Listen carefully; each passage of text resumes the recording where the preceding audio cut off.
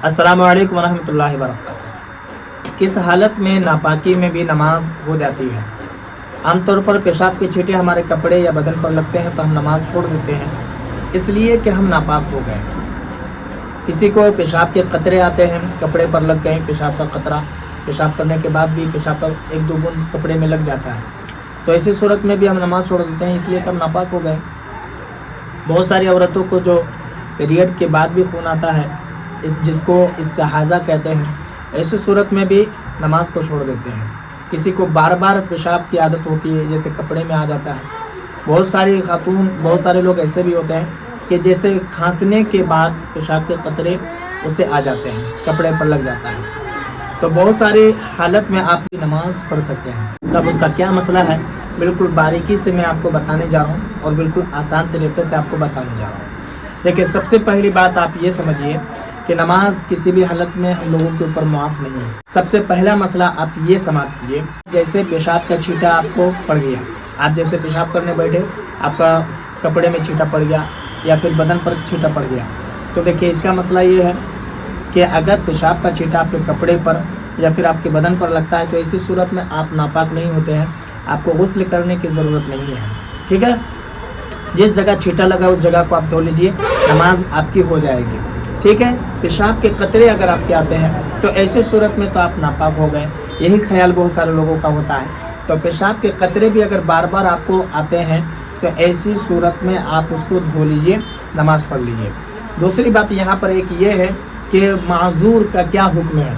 जैसे कोई मजबूर है, माजूर है, बीमारी है, उसको पेशाब के कतरे आने की बीमारी है, उसको मिनट मिनट में पेशाब के कतरे आ ही रहे हैं, तो उसको कितना धुलेगा, और ऐसी सूरत में उसे नमाज भी पढ़नी है, तो उसका क्या मसला है आप ये भी समाप्त कीजिए कि वो वज़ू बनाए और नमाज पढ़े, और उस वज़ू से जितनी नमाज़ें पढ़ सके वो एक बार में पढ़ सकता है। ठीक है, उसके बाद अगर कोई दूसरी नमाज वो पढ़ेगा तो दोबारा उसको वज़ू बनाना होगा, ये उसके लिए मसला है, माजूर के लिए। ठीक है, अब कोई औरत है, उसको इस्तिहाज़ा का खून आता है। इस्तिहाज़ा का मतलब है कि वो बीमारी का खून आता है, पीरियड 7 दिन आने थे, 5 दिन आने थे, वो आ चुके हैं, उसके बाद खून आ रहा है, तो 10 दिन तक जो खून आ रहा है वो हैज़ में माना जाएगा, पीरियड में माना जाएगा। 10 दिन के बाद जो खून आता है तो फिर वो इस्तिहाज़ा का खून माना जाएगा, और ऐसी सूरत में कोई भी औरत नापाक नहीं होती है, वो नमाज पढ़ सकती है। वो बीमारी का खून है, यानी कि वो मजबूर है, माजूर है, ऐसी सूरत में वो एक बार वज़ू करेगी और एक वज़ू में जितनी नमाज़ें पढ़ेगी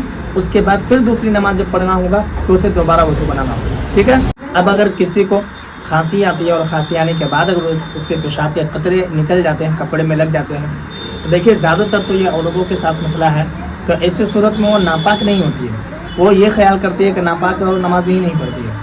ऐसी सूरत में वो उस जगह को धो लेगी। ठीक है, जैसे आप इस्तिंजा करते हैं, पेशाब करते हैं, तो क्या इससे आप नापाक होते हैं? नहीं ना होते हैं। तो वही इस्तिंजा आपके कपड़े में लगा है, तो कपड़े में लगा है तो आप कैसे नापाक होंगे? आप तो नापाक नहीं होंगे ना, लेकिन ख्याल करते हैं कि हम नापाक हो गए। नहीं, आप नापाक नहीं होंगे। जिस जगह पेशाब के कतरे लगे हैं उस जगह को आप अच्छे से धो लीजिए, बस हो गया।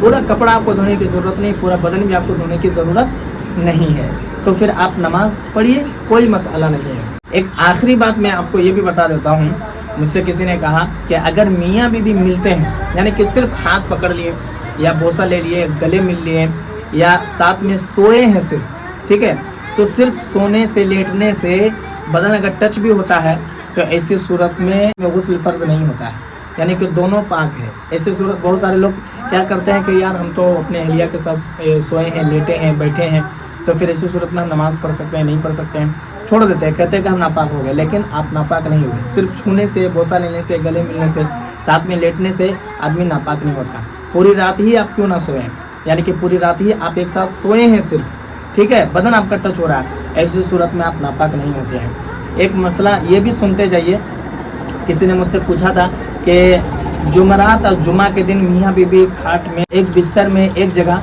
बैठ सकता है या नहीं? तो देखिए, जुमरात हो, जुमा हो या कोई भी दिन हो, मियाँ बीवी बिल्कुल बैठ भी सकते हैं, लेट भी सकते हैं, सो भी सकते हैं, तमाम तर चीज़ें वो कर सकते हैं। शरीयत की तरफ से कोई मना नहीं है, कोई पकड़ नहीं है। उम्मीद करता हूँ कि मेरी बात आपको समझ में आ गई होगी। अगर आपके मन में कोई सवाल या फिर कोई डाउट होता मुझे कमेंट पर ज़रूर बताएं, और वीडियो को ज़्यादा से ज़्यादा लोगों में शेयर करें। नए हैं चैनल पर तो चैनल को भी सब्सक्राइब करें।